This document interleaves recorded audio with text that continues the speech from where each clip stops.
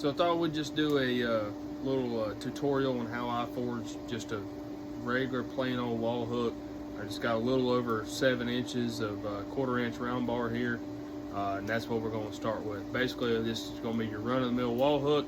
It's going to have a curly at the end, hook, and then just a shoulder flattened end with a punched hole to go into the wall. Once that end is flattened and punched, on the finishing part, we're just going to file it or grind it either way to the shape we want, which is going to be a teardrop shape, a lot like this right here. This one don't have a hole punched in it, but that's what it's basically going to look like.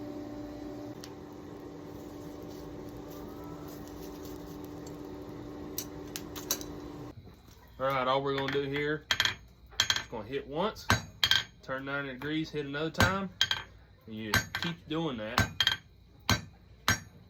until you reach that taper that you're wanting. Okay, I got a nice fine little taper there. Next thing I like to do, go right at the edge of where we flattened that off for the taper. I'm going to turn it 45 degrees and hit that shoulder. Do the same thing, hit that shoulder. Now I'm just going to follow that line. I'm going to bring up my workpiece to the angle that I want. I'm also angling my hammer a little bit to match that angle as well, so we're not warping the piece. Same thing. Once we've got those shoulders knocked off, I'm going to start rounding it up. So I like to start back here on the fat end, get that nice and flat around the anvil. Then I pick up that angle yet again, increase the angle on my hammer, slowly rotate the piece as I'm planishing this round side out of it. And as I get down to the finite details, I drop my hammer and increase the speed.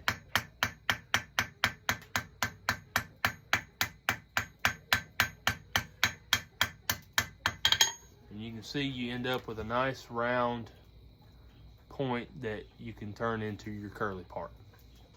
Now I will say from here, if you're using a cold forge, there's no need to run your blower for the curly part. That piece is very thin and it'll heat up real fast. So if your fire's going, you just stick it in there for a few seconds. It'll heat up plenty enough to do this next part. So all I'm gonna do is I'm gonna take this on my rounded edge on my anvil here. I'm gonna pick up my piece and I'm gonna lay it just off the edge of the anvil and swipe down with my hammer. Once I've got that part, I'm going to bury my tongs into my leg, upset just a little bit. I'm not quite upsetting, but hitting back towards me. Pick this part up right here, drive it down, not too much. You don't want to bend it too much, and then bring it back down. Sweeping hammer blows again for that curl. Now when you do this next part, be sure to cool your curl in water about 1/2 inch or so behind the curl, so that when you put it back in the fire, you don't burn your curly right there. So be sure to do that. Again, if you're using a coal fire, be sure to check on your piece. Even though you cooled down your curl end, make sure that it's not burning, okay? So pull it out. If the heat's not gone the way up that you need for the distance to make your hook, cool your curl off again, put it back in the fire. This will ensure that you don't burn your curl end. All right, I've cooled my curl end again. I'm gonna start this curl side up. I'm gonna hit on the opposite side of the horn, continue to hit while dropping my tong hand. Once I get to a certain point, flatten, and I'm gonna come back on this upper side with my tong hand down and coming up.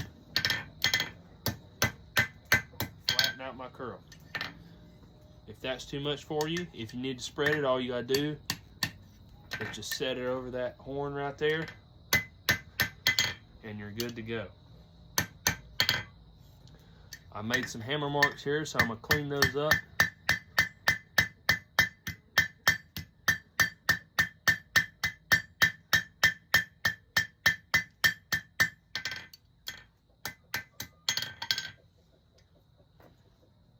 And that's basically our wall hook. We're just going to flatten our shoulder out and punch our hole. So for this next part, we're going to flatten the end for the wall hook.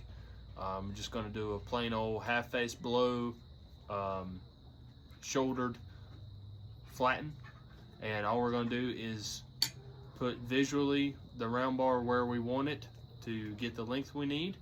I'm going to set it on the edge of the anvil, drop the angle just a little bit, and then you're going to hit straight down, establish that shoulder, 1 or 2 blows, and then as you continue to hammer, you're going to raise the angle just a little bit. Okay, we have our hooked side facing down at approximately 90 degrees. I'm going to drop that shoulder right there, hit, and I'm going to slowly bring up that angle as I flatten that out.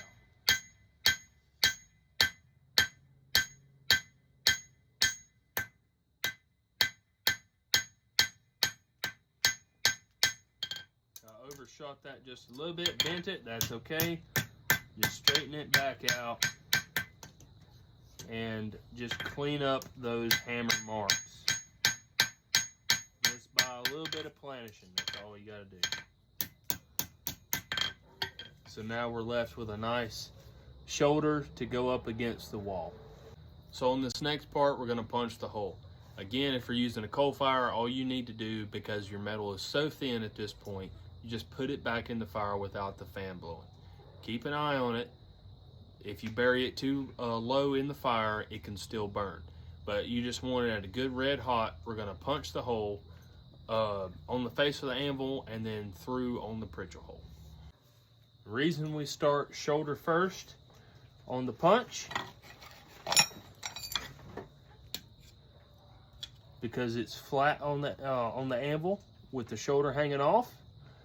That's going to be the back side.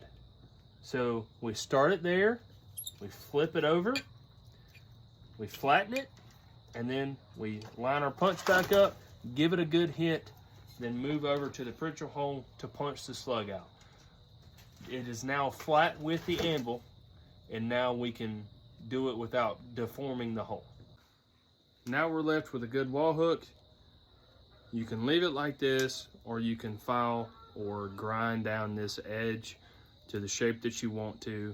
I think a teardrop shape is perfectly great. You can also just round it off. Whatever your flavor is, whatever person you're making this for wants, that's best. There you have it, finished wall hook. All it is, you just grind or file your shape in there. If you want a second hole, flatten it out that much, do that second hole. This is just a very basic video.